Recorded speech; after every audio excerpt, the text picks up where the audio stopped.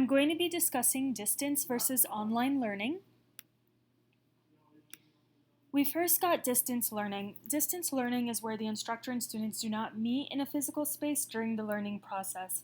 So throughout the entire learning process and throughout the entire course, the instructor and students will never be in the same physical space. They will never be in a classroom. The entire interaction is done through the online platform.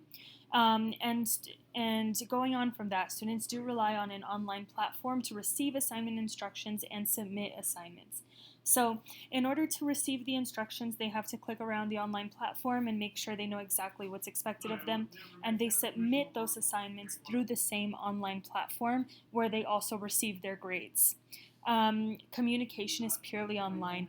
Usually communication takes place via email on the online platform, and students can also send messages to other students as well. That's usually what takes place through distance learning. Online learning, on the other hand, is where instructors and students do meet face-to-face a majority of the time. So there usually is a physical classroom where students and the instructor meet, and that's where a majority of the lessons are had. So the instructor will usually lecture, students will do assignments in class, but online learning is usually implemented into the class, so students are able to access the internet while they're in class. They're able to access certain documents, certain presentations, and it tends to be intrinsically motivated. Sometimes if students want to know more about the course or delve into content further than the instructor did, they can go online and look for different sources themselves, usually through YouTube videos, documentaries, or research articles online.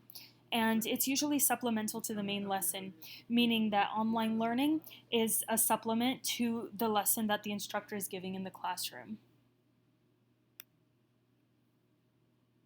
Trends and developments. So online learning obviously is pivotal during these times, especially in the 21st century. And in higher education especially, it's become seen more and more. It provides a way for students to further advance their learning process at their own pace and provides opportunities for authentic experiences.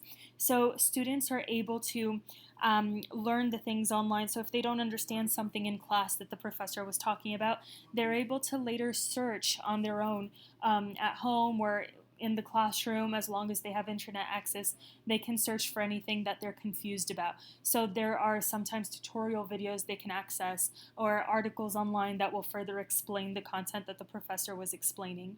And it also helps with authentic experiences because so much is done online in the workforce these days. So many companies rely on the internet for their marketing or for sales and all kinds of different things. And so it's important for students to get a hang of the online learning process as well. The online learning experience, like I said before, has become prevalent in all classrooms across the nation, whether it be from elementary, middle, and high school to college classroom and grad classes as well. So it's seen everywhere. Students are able to work on a variety of things using the any online platform. Students can work with projects using things like Google Docs or Google Slides where they can cooperate with each other and work as a group as well. And in order to present some presentations, whether it be a Google Slides presentation or a PowerPoint presentation or even a Prezi presentation like this one. Some face-to-face meetings also take place online, so especially when you're experiencing some kind of epidemic like we are now, or experiencing some kind of natural disaster or something where you're not able to meet in a physical space, students and instructors can also meet via the online platform using resources like Zoom or Skype. Virtual experiences are also interesting because students can take tours around famous museums around the world or famous landmarks in order to get a sense of different cultures and all kinds of different ideas. Applications are important as well, as there are so many online applications that one could use in order to further their learning experiences. For instance, one could make flashcards online to study for a test. One could play games online like Kahoot or anything that may bring further engagement in the classroom. Tutorials are also available like Khan Academy, where people can look up information if they're confused about certain content that the professor is explaining.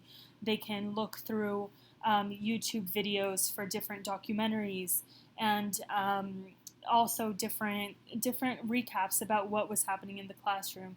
For instance, if it's an English classroom, even if it is in higher education, a student can go online and look for different summaries or different recaps of a novel so that they make sure they understand the symbolism or the main points behind that novel.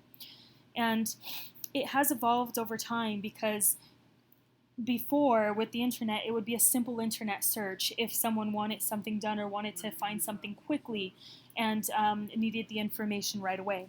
But now, online platforms are a sort of way to engage the classroom. So students become more engaged through applications like games and tutorials, videos, all kinds of things that get them further into the learning experience and further into the learning process so that they're interested. As for best practices, online learning provides differentiated instruction so that students are able to experience things in a different way than they normally would in a traditional classroom setting where the teacher would lecture and it's mostly teacher-centered. With online learning, students have a more student-centered experience where they're able to sometimes learn at their own pace, work with others in a cooperative setting where they have access to different resources each at a time, and they're able to access the dictionary, for instance, online if they need help, or anything that can help them in the ways that they learn best. It also helps, like I mentioned before, with engagement. All of these resources provide a funner learning experience so that students are able to enjoy the learning process. And it also keeps them interested, no matter what grade level they are, no matter whether they're in grad school or in a college classroom. That online learning experience is always needed in order to engage students. And quick assessments. In order for instructors to really see if students are getting the material, they can quickly assess what they're doing through the online platform. So if it were a video, they can show a quick video about something they were explaining, and they could gauge whether or not students are understanding through a sort of discussion after the video. Or they could see if students are answering questions correctly on a Google Forms application. There are also quick assessments, so it's also adaptable. Online learning is very easily adaptable depending on who. Screens can be enlarged for people that have poor vision. Their language could be changed with different translation devices. Depending on the student and what needs they have and what accommodations you have to offer, the internet is easily able to do that, whereas as an instructor yourself, it can be a lot harder.